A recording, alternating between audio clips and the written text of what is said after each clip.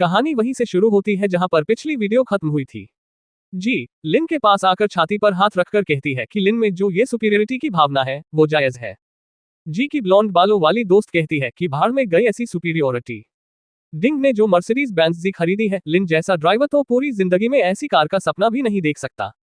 जी मन में सोचती है कि इन लोगों को पता भी है कि लिन कौन है।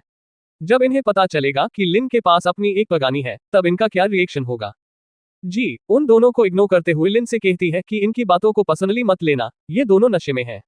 चलो चलते हैं। लिन कहता है कि हाँ कोई बात नहीं, चलो चलते हैं। डिंग जी का लिन की तरफ ऐसा बिहेवियर देखकर गुस्सा हो जाता है और वो मन में सोचता है कि जी तो उसकी साइड ले रही है, अब दिखाता हूं इन्हें अपनी दौलत।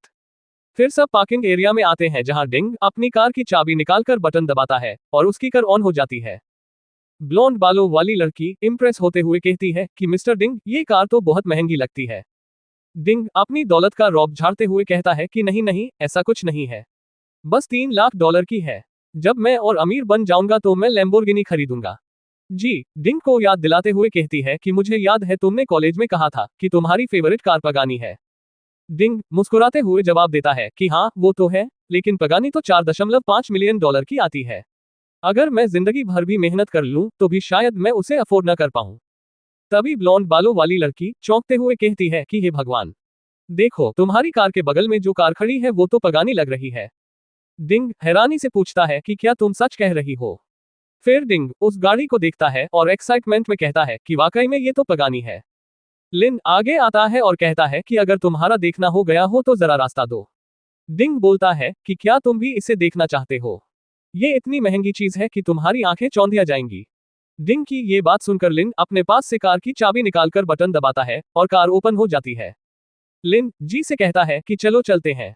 ये देखकर डिंग और उसके साथ की ब्लॉन्ड बालों वाली लड़की दोनों हक्का बक्का रह जाते हैं। डिंग हैरानी से पूछता है कि क्या ये तुम्हारी कार है, पर तुम तो बस एक ड्राइवर हो। लिन कार में बैठकर चश्मा पहनते हुए एटीट्यूड से कहता है कि हाँ ये मेरी कार है और मैं एक ड्राइवर हूं, तो इसमें बुराई क्या है। गरीबी को अपनी सोच की सीमा मत बनने दो।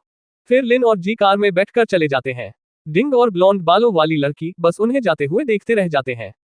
रास्ते में जी लिन से कहती है कि सॉरी लिन, मुझे नहीं पता था कि वो लोग इतने घमंडी निकलेंगे। लिन जवाब देता है कि मुझे कोई फर्क नहीं पड़ता, क्या तुम घर जाना चाहती हो। जी कहती है कि मैंने थोड़ा ड्रिंक कर लिया है, मुझे लगता है मुझे बीच पर जाना चाहिए, थोड़ा ठीक महसूस करने के लिए। जी अपना फोन निकालकर डेस्टिनेशन बदलने लगती है। लिन कहता है कि तुमने ठीक कहा, ताजी हवा से तुम्हारा नशा उतर जाएगा। तभी सिस्टम लिन से कहता है कि अगर तुम्हें 10 कॉम्प्लीमेंट्स मिलते हैं तो तुम्हें 1 लाख प्रोफिशिएंसी पॉइंट्स का इनाम मिलेगा और तुम्हारा करियर कंप्लीशन डिग्री 60% तक बढ़ जाएगा। लिन सोचता है कि अभी तक मुझे 7 कॉम्प्लीमेंट्स मिल चुके हैं। फिर वो एक बीच पर पहुंचते हैं जहां का नजारा बहुत ही खूबसूरत होता है। जी लिन से बोलती है कि तुम अपना सिर घुमाओ और दूसरी तरफ देखो। लिन जी से पूछता है कि क्यों, क्या तुम अब बाथिंग सूट पहनने वाली हो। जी शर्माते हुए जवाब देती है कि नहीं, मैं बस अपने स्टॉकिंग्स उतार रही हूँ, मुझे बीच पर नंगे पैर चलना है। लिन जी को टीज करते हुए बोलता है कि तुम्हें डर किस बात का है, क्या तुमने अपनी पैंटी नहीं पहनी हुई है। लिन की ये बात सुनकर जी उसकी कमर पर पिंच करती है और कहती है कि बस कर दो, मैंने पैंटी पहनी है, और हाँ झांकने की कोशिश मत करना। फिर जी अपने स्टॉकिंग्स उतार देती है और वो दोनों गाड़ी से बाहर निकल आते हैं। जी लिन से कहती है कि चलो थोड़ा बीच पर घूमते हैं। लिन जवाब देता है कि हाँ क्यों नहीं। फिर जी लिन से कहती है कि मेरे पेरेंट्स कह रहे थे कि तुम्हें मेरे ग्रैंडपा के बर्थडे पार्टी में ले आऊं, क्या तुम आ सकते हो। लिन पूछता है कि क्या तुम चाहती हो मैं वहां तुम्हारा बॉयफ्रेंड बनने का नाटक करूं, जो सुनकर जी शर्मा जाती है। लिन कहता है कि ठीक है, तुम्हारी जबरदस्त स्क्वाटिंग परफॉर्मेंस की खातिर मैं तुम्हारी मदद कर देता हूं। इस पर जी लिन को थैंक यू बोलती है। तभी जी चौंकते हुए लिन से कहती है कि देखो सामने की सड़क पर जो जूजू होम्स हैं उनमें तो लाइट्स जल रही हैं। लिन जी से पूछता है कि क्या ये नॉर्मल नहीं है।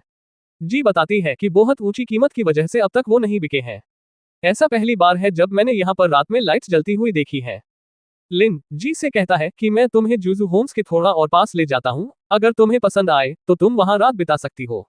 तो दोस्तों ये थी आज की वीडियो। दोस्तों क्या लगता है कि जब जी को पता चलेगा कि लिन जूजू होम्स का असली मालिक है तब जी का रिएक्शन कैसा होगा। जानने के लिए जुड़े रहो हमारे साथ। अगर आपको वीडियो पसंद आए हो तो लाइक करना मत भूलना और चैनल को सब्सक्राइब जरूर कर लेना, क्योंकि अगली एपिसोड में कहानी और भी ज्यादा दिलचस्प होने वाली है।